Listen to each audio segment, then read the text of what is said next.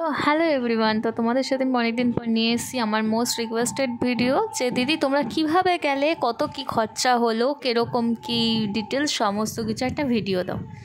তো ফার্স্টেই বলি, তোমরা হয়তো আমাকে দেখছো যে আমরা দুজন মিলে ভিডিও বানাচ্ছি, কিন্তু অ্যাকচুয়ালি আমরা দুজন যাইনি, আমরা গ্রুপে কিন্তু 5 জন গেছিলাম। আমার হাজব্যান্ডের 3 জন বন্ধু গেছিলো। তো আমাদের দুজনের খরচা পড়েছে অ্যাপ্রক্সিমেটলি 40,000-এর কাছাকাছি দুজনের, ঠিক আছে। তো ফার্স্টে আমরা এখান থেকে গেছি শিয়ালদা থেকে গেছি হাওড়ায় আমরা কুম্ভ এক্সপ্রেস করে, প্রায় 1 ঘন্টা লেট ছিল, ঠিক আছে। কুম্ভ এক্সপ্রেস করে ফার্স্টে গেছি হরিদ্বারে সেদিনকে আমরা আশ্রমে হোল্ড করেছিলাম, যদিও কিন্তু আমি ওইসবের ক্লিপ কিন্তু আমি নিইনি, বা নিয়েছিলাম মেবি, আমার তো খেয়াল পড়ছে না, কারণ হয়তো হতে পারে আমি ভিডিও আপলোড করে ডিলিট করে ফেলেছি। যে কটা আমার কাছে আছে আমি সেইগুলো দিয়েই আমি তোমাদের সাথে শেয়ার করছি। তো আশ্রমে সেদিনকে ছিলাম, সেদিনকে আশ্রমের আমাদের রুম রেন্ট নিয়েছিল 1200 টাকা করে, উইথ এসি অ্যান্ড গিজার। কিন্তু গিজার চার্জটা কিন্তু এক্সট্রা ছিল, গিজারটা আমরা নিইনি, আমরা উইথ এসিটা নিয়েছিলাম। ভেবেছিলাম হয়তো খুব একটা ঠান্ডা পড়বে না, কিন্তু পরে গিয়ে দেখি যে আমাদের গিজারটা সত্যি দরকার ছিল, কারণ ওখানকার জল না মানে প্রচণ্ড ঠান্ডা, প্রচণ্ড, তোমরা এমনি নর্মাল ইউজ করতে পারবে না। হরিদ্বারে আমি বলে দিলাম রেন্ট কত কী ছিল। তারপর আমরা হরিদ্বারের থেকে পরের দিন সকালবেলায় আমরা রওনা দিয়েছিলাম সোনপ্রয়াগের থেকে আমরা ট্রেকিং করে গেছিলাম গৌরীকুণ্ডে, কারণ ওখানে গাড়ি ঘোড়া বন্ধ ছিল। গৌরীকুণ্ডে গিয়ে আমরা হোটেল রেন্টে নিয়েছিলাম ওই 1,000-1,200 টাকার মধ্যে, ঠিক আছে। গৌরীকুণ্ডে সেদিনকে রাতটা হোল্ড করে আমরা লাগেজ রেখে পরের দিনের উদ্দেশ্যে যাই কেদারনাথের উদ্দেশ্যে। কেদারনাথে কিন্তু তোমরা রুম সেভাবে পাবে না, সব কিন্তু টেন্টের ব্যবহার, ওখানে সব টেন্ট।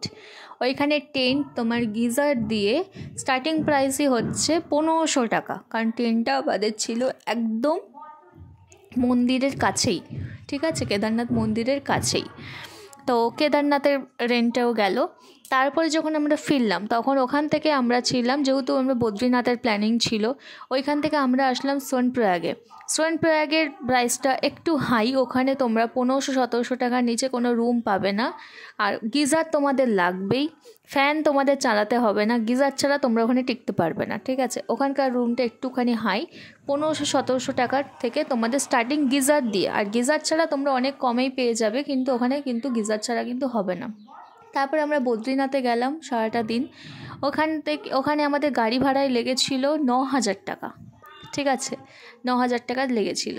বদ্রীনাথের হোটেল রেঞ্জ আরও হাই, ওখানে আমাদের রুম রেন্টের ভাড়া লেগেছিল 2,500 টাকা, 3,000 বলেছিল, সেটা আমরা কমিয়ে 2,500-এ রেখেছিলাম। আমরা 5 জনের একসাথেই রুমটা নিয়েছিলাম, কোনো আলাদাভাবে নিইনি, তাই 2,500 টাকা। ওই রুমটার ভাড়াটাই একটু যা বেশি, এছাড়া বাদবাকি আর কিন্তু সেরকম কিন্তু কোনো কিছু রুম ভাড়া অ্যাটলিস্ট লাগেনি। ওখানে আমরা 2 দিন স্টে করেছিলাম। তারপরে তোমরা খাওয়া দাওয়া ওখানে তোমার ওই যে বললাম ছোলে ভাটুরে বলছি, ছোলে চাওয়াল আর আলু পরোটা ছাড়া কিন্তু কোনো কিছুই পাওয়া যাবে না। একটা আলু পরোটার দামই প্রচুর হাই, মানে 120 টাকা, 30 টাকা। ম্যাগি, 1 প্যাকেট ম্যাগির দামও তাই।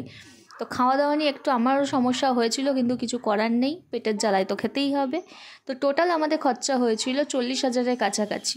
তারপরে গাড়ি ভাড়া, হ্যাড্ডা সমস্ত কিছু আছেই। তবে তোমার বদ্রীনাথ থেকে আমরা যেখানে মানাতে গেছিলাম সেখানে পার ক্যান্ডিডেট 50 টাকা করে নিয়েছিল, তাও পুরোটা যায়নি, অর্ধেক গিয়ে থেমে গেছিলো কারণ বন্ধ ছিল রাস্তা।